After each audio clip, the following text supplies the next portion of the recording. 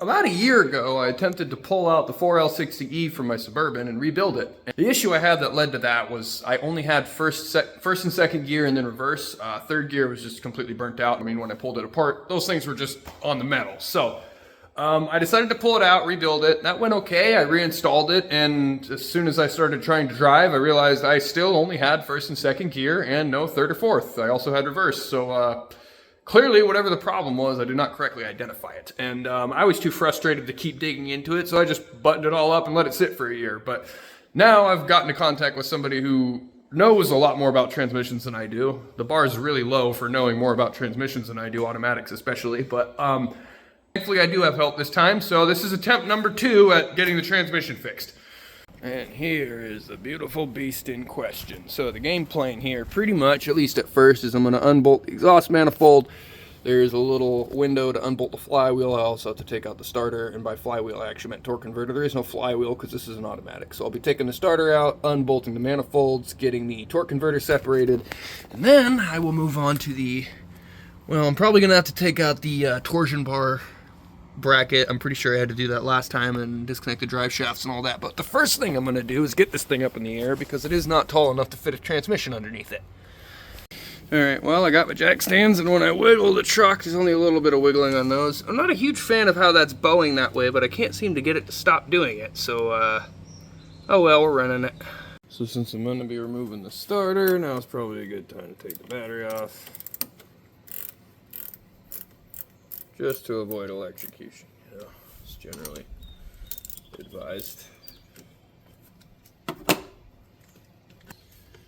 Wish I did this before I jacked it up, because now it's really high up, but we'll see if I can.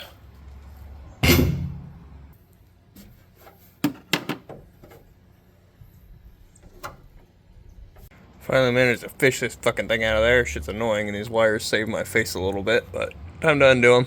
So the starter is just two 13mm bolts right by the engine oil drain plug over here on the opposite side to the oil filter. Real simple to take out, and you have the 2 connectors, but inside this little port is the best access to these torque converter bolts. There's 3 of them, and they're 15mm, and then I got a 15/16 socket, deep socket on there on a 1/2-inch wrench, and I'm just using that to turn the harmonic balancer so I can access all these bolts. I've already got one of them off, and I'm just going to keep doing that. And it's nice because when I have this on Titan, because you want it to turn clockwise, it's going to be opposite of the way I need to turn those bolts to loosen them, so I don't have to keep switching back and forth, which is really nice. Alright, so we got this cross member that's holding the torsion bars that are actually acting as my front springs. I'm going to go ahead and remove those with a little detensioner tool, and I'm also going to remove this entire bracket eventually, but I got to detension those first and slide them out of the way. That's going to be necessary for getting the transfer case down, because I'm going to remove that transfer case separate. There might be easier ways to do this, but this is just how I'm doing it. Just checking the size for that. So I get an 18 and an 1 1/16. Big ones for the tool, which I will show you right now. This guy, it's like a big old C-clamp with a special little nub on there that kind of locks into the top here, right under the exhaust pipe. What the fuck is that hole? Sorry folks, I'm having trouble finding the hole. So the easiest way to use this tool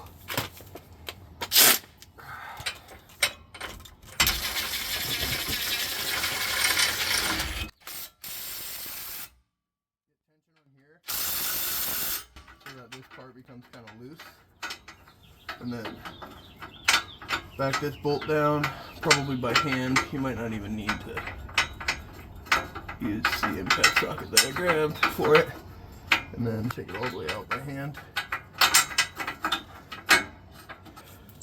Take that out.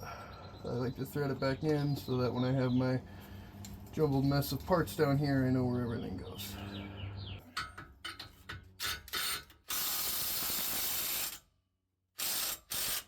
I'm going to slide this out, and then slide the torsion bar out. Make sure this doesn't fall on your face. Set those aside.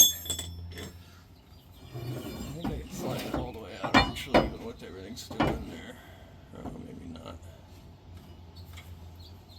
Once this is out, I'll be able to slide it all the way out. But I gotta take the other side out now too, so just repeat process on opposite side. And now I'm taking out the single bolt that holds this bracket in place on each side. Thankfully the nut is welded on the other side, so that's a pretty easy process. So I got this cross member that's right underneath the engine oil pan. I'm gonna go ahead and remove that now. And it looks like it's 4 3/4 bolts or 18 millimeter roughly. I don't know. We'll see.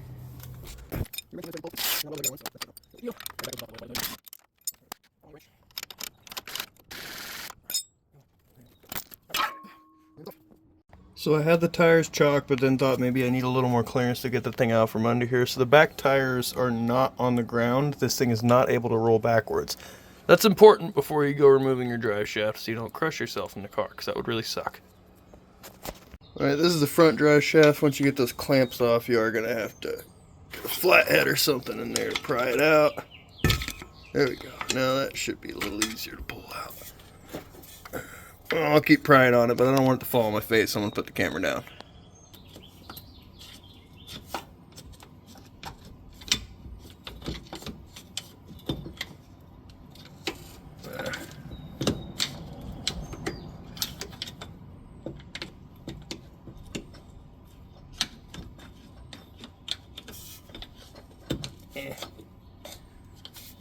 There we go.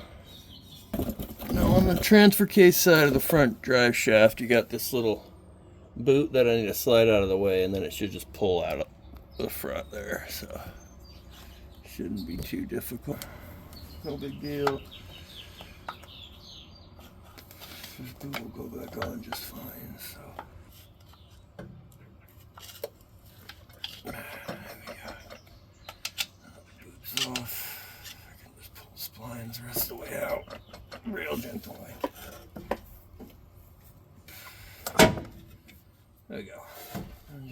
Well, the exhaust is just 3 15 millimeter bolts around here, and then you're going to want to unplug the O2 sensors. You got one up here and then one back here, and that's on both sides. You got before the catalytic converter and then after the catalytic converter. Just make sure all that's unplugged, and then you should be able to take the exhaust pipes out just fine. In my case, it's a little bit aftermarket, but if yours is factory, it might be a little different, but usually either way there's some sort of a junction here that you can unbolt.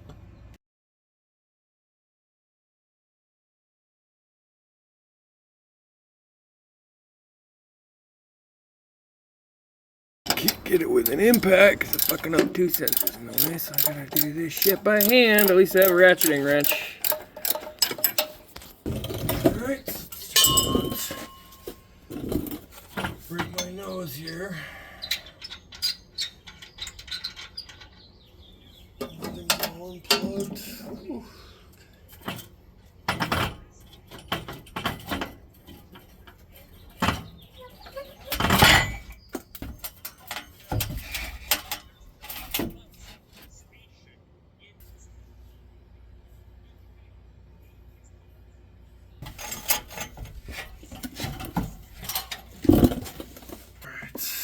How comes the exhaust? That was only a minor pain in the ass.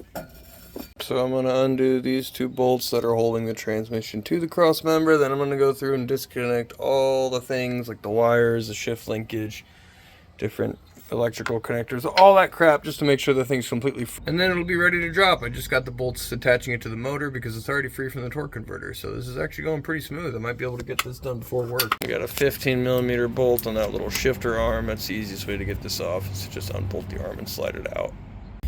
For this connector, you just pull that little piece down and it should pop right out. This is your gear selectee sensor thingy. Alright, so I got all this crap disconnected. I think I'm finally ready to start unbolting it at the engine and dropping the transmission. I already took those 2 out. I just forgot to start recording.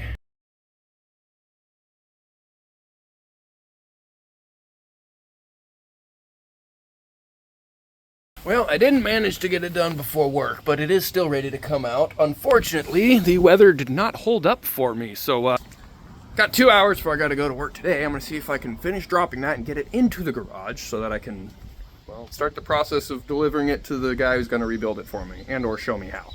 second option would be cooler, but beggars can't be choosers. So this is the jack I'm going to be using to drop the transmission. It's got just a regular Daytona jack with the crossbar from Harbor Freight, but unfortunately this isn't going to work great for grabbing the transmission. And you can see from these scratch marks, I've already done this once, but what I'm going to do is I'm going to weld pieces of angle iron to either end of this to make kind of an H shape. That's going to cradle the transmission much better, and then I can throw a strap around the top of the transmission and underneath this bar, and it'll kind of pull it into those little brackets I made. And what I'm going to use for those, since I lost the old ones, is the rest of this length of 2-inch angles. So this time around though, I think I'm going to drill holes so that way it's easily removable and I can save it.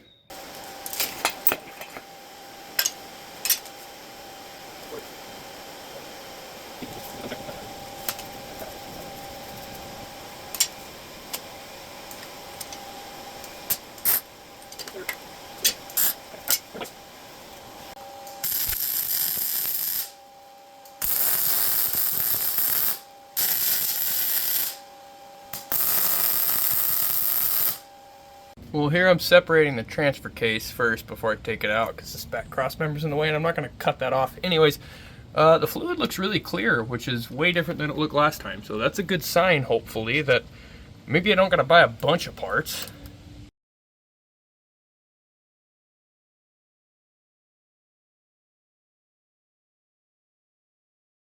I bought these new jack stands. This is all the way bottomed out because last time I had to stack a bunch of shit under them and keep adjusting it to get it to fit out from under the frame rail. Brand new jack stands. Perfect freaking fit. That's awesome. I love that. Anyways, guys, this is probably where I'm going to end this one. Finally got the thing out. Just got to take it to the guy to get the thing rebuilt, and that'll be its own video. So, might end up being me trying to learn how to build a transmission if the guy's willing. Might just be me reinstalling the thing that works and testing it out. But, anyways, I hope you guys enjoyed the video. I hope it maybe helped you out if you were planning on removing a transmission yourself. And if it did, please consider liking and subscribing. Get super close to monetization. So real quick, I just wanted to say thank you to everybody who's been watching this far. I appreciate the support. It really helps out. And thank you for being here, I guess, through the whole thing. Also, thanks, Dave, for the shout out yesterday, and Jan. And yeah, hope you guys have one for the rest of your day. God bless. You'll run again soon, baby. I promise.